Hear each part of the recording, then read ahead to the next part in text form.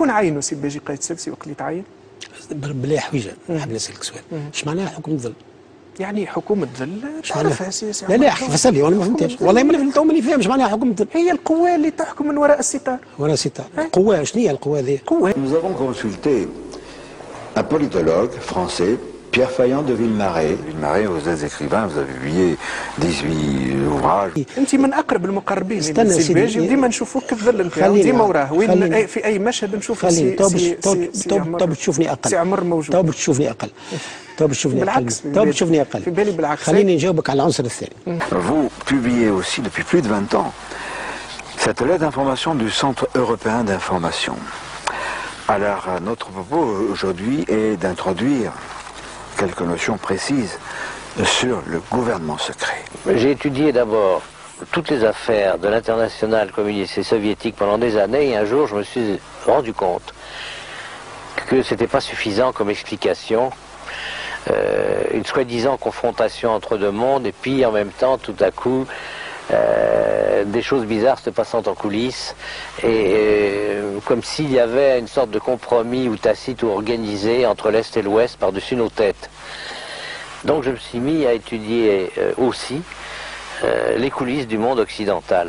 Et là j'ai découvert ceci grâce à des amis aussi bien anglais qu'américains d'ailleurs, qu'il existait bien avant la trilatérale et Bilderberg des sociétés qui sont nées au début du siècle, à la fin du dernier siècle et au début du siècle, tout à fait, je dirais, occultes en ce sens que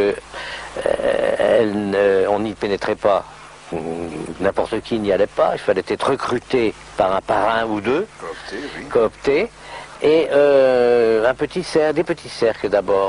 Pour résumer cet historique de ce que j'ai découvert sur document, qui existe et que j'ai, que d'autres ont eu après moi ou avec moi et ont publié, mais très partiellement, moi j'ai toute une bibliothèque là-dessus, qu'en gros il s'est passé ceci. Avant la guerre, donc la dernière guerre mondiale, la deuxième guerre mondiale, et entre 1884 et la guerre de 14 et celle de 39-40, des groupes se sont formés comme des petites bulles, des groupes d'initiés, mais tout est parti d'Angleterre et presque immédiatement après des États-Unis. C'est-à-dire, sur le thème suivant, nous qui sommes des professeurs d'université, des intellectuels, en Angleterre, il y avait par exemple Bernard Shaw, il y avait la fille de Marx, une des filles de Marx, Eleanor Marx. Et je dis Eleanor Marx parce que c'est quelque chose qui devrait être connu de tous les historiens, qu'après avoir fondé une société d'une quinzaine ou une vingtaine de professeurs universitaires et intellectuels à Londres, ils ont envoyé en mission Eleanor Marx aux États-Unis pour créer un même groupe avec l'idée suivante. L'ère moderne exige que dans les universités, nous qui sommes professeurs intellectuels, nous avons la parole, nous formons des gens.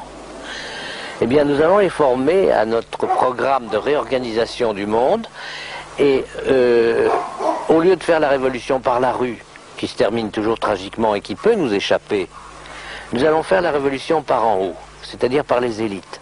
Dans nos universités, nous allons non seulement recruter des professeurs qui vont adopter nos idées, enfin on va les recruter, à condition qu'ils adoptent nos idées, et ensuite ces professeurs vont former des élèves.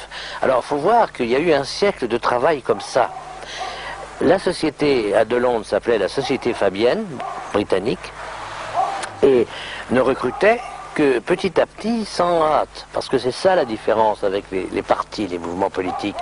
Il y a toujours l'objectif immédiat, le pouvoir tout de suite, par les élections. Eux, c'était pas ça.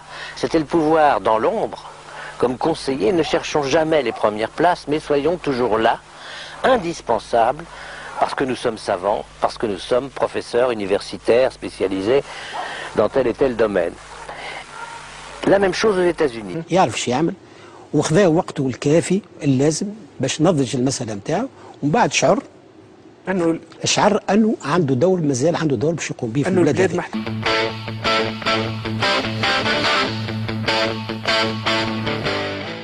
SAIC pour Science Applications International Corporation.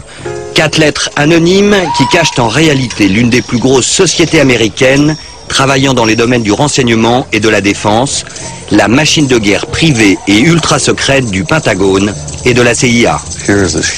C'est une entreprise gigantesque. 44 000 employés, 8 milliards de dollars de revenus annuels. 25 000 personnes accréditées défense. Son nombre de salariés est supérieur à ceux des ministères du Travail, du Logement et de l'Éducation réunis. James Steele est l'un des princes du journalisme d'investigation aux États-Unis.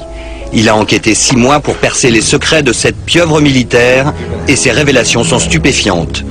Troisième plus gros fournisseur du Pentagone et de la CIA, cette entreprise n'est pas un sous-traitant ordinaire, mais une véritable administration parallèle et privée qui fonctionne depuis 40 ans en dehors de tout contrôle de l'État et ne rend de compte qu'à ses actionnaires. Ici, on vend de l'intelligence, par exemple des plans de lutte antiterroristes ou des logiciels de décryptage des écoutes clandestines.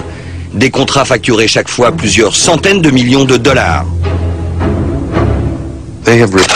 Ils ont remplacé le processus traditionnel de décision où ce sont les fonctionnaires, en l'occurrence ici les militaires du Pentagone, qui décident et passent ensuite le relais aux sous-traitants qui exécutent les ordres. Ils sont devenus si puissants qu'ils ont fait en sorte de décider eux-mêmes ce qui est bon pour les États-Unis. Le secret de la SAIC, le revolving door, c'est-à-dire le recrutement de milliers de généraux et de fonctionnaires de la CIA au carnet d'adresses privilégié. Certains regagneront même leur corps d'origine ou le gouvernement après leur passage à la SAIC. Exemple le plus spectaculaire, l'actuel ministre de la Défense, Robert Gates, 30 ans passé à la CIA avant d'intégrer la SAIC, puis de retourner diriger le Pentagone. Ou encore l'amiral Bobby Inman, qui a successivement dirigé la NSA, l'agence nationale responsable des écoutes, puis les services de renseignement militaire et enfin la CIA, avant d'atterrir lui aussi à la SAIC. C'est le cœur du système de cette entreprise, ce va-et-vient incessant entre personnel militaire, salariés de la CIA et ceux de la SAIC. Ils se tapent dans le dos et se refilent des contrats. Personne n'a jamais été aussi fort à ce jeu que la SAIC.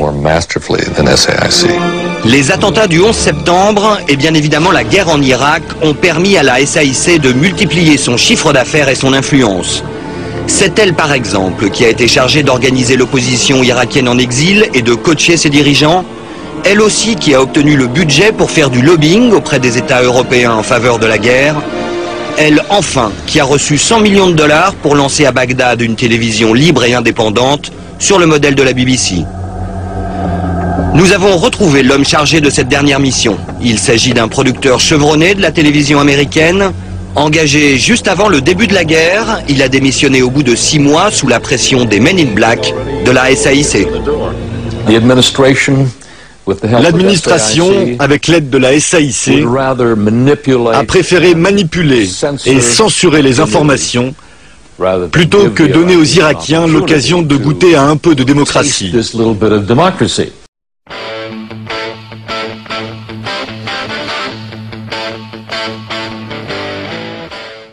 Well, RAND itself has been called a shadow government. I don't know if you're aware of that.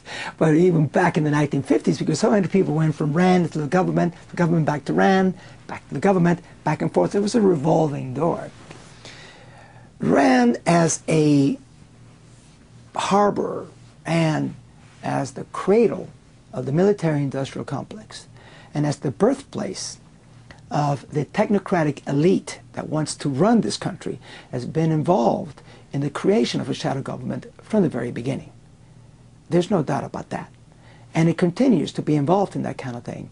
And, I mean, a number of these security clearances have been issued to people who have been with RAND in order, I mean, to this day, 50% of the work that RAND does is for the federal government. And a great deal of that is still classified, top secret. Matter of fact, you can't even talk about it because were we to talk about it, because of something called the Patriot Act, which I really appreciate the irony of that, we'd be put in jail for even mentioning it. So let me just say this to that. Yes, RAND has been involved. Yes, RAND scientists and researchers and ex-government officials who then become government officials and then become RAND researchers and scientists are involved. And yes, it continues. And the only way we can get rid of that is by making people aware that their liberties have been taken from them, and that we have to stop this kind of nonsense, that we have to stop this revolving door of people going from think tanks into the government, from the government into think tanks, into the military-industrial complex, into companies that use their expertise in order then to lobby the Pentagon and to lobby the government for more weapons in order to then take money out of social services, out of things that should be helping the people in order to build this huge, this mammoth undertaking which is actually sucking dry this country. We have to stop that.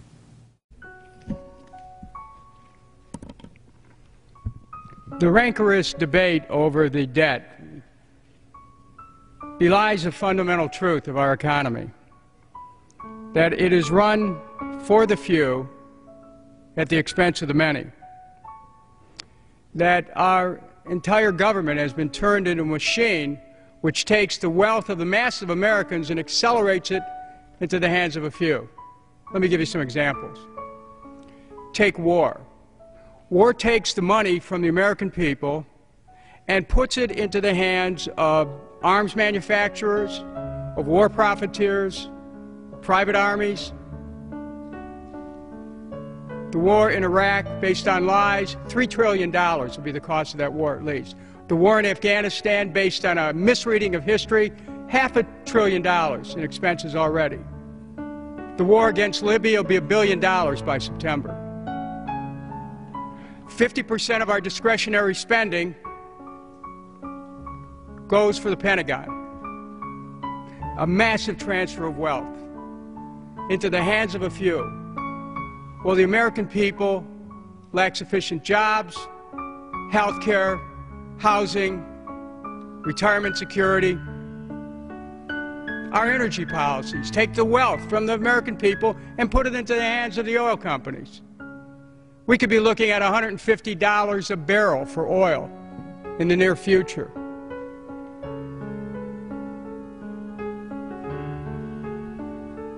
Our environmental policy takes the wealth of the people, clean air, clean water, and puts it in the hands of the polluters. It's a transfer of wealth, not only from the present, but from future generations, as our environment is ruined. Insurance companies, what do? They take the wealth from the American people in terms of what they charge people for health insurance, and they put it into the hands of the few. We have to realize what this country's economy has become. Our monetary policy, through the Federal Reserve Act of 1913, privatized the money supply, gathers the wealth, puts it in the hand of the few. Well, the Federal Reserve can keep creating money out of nothing, give it to banks, to park at the Fed, and our small businesses are starved for capital. Mark my words, Wall Street cashes in whether we have a default or not. And the same type of thinking that created billions in bailouts for Wall Street and more than $1 trillion in giveaways by the Federal Reserve today leaves 26 million Americans either underemployed or unemployed. And 9 out of 10 Americans over the age of 65 facing cuts in their Social Security in order to pay for a debt which grew from tax cuts for the rich and from endless wars. There is a massive transfer of wealth from the American people to the hands of a few, and it's going on right now as America's eyes are misdirected to the political theater of these histrionic debt negotiations, threats to shut down the government, willingness to make the most vulnerable Americans pay dearly for debts they did not create. These are symptoms of a government which has lost its way. And they are a challenge to the legitimacy of the two-party system. I yield back.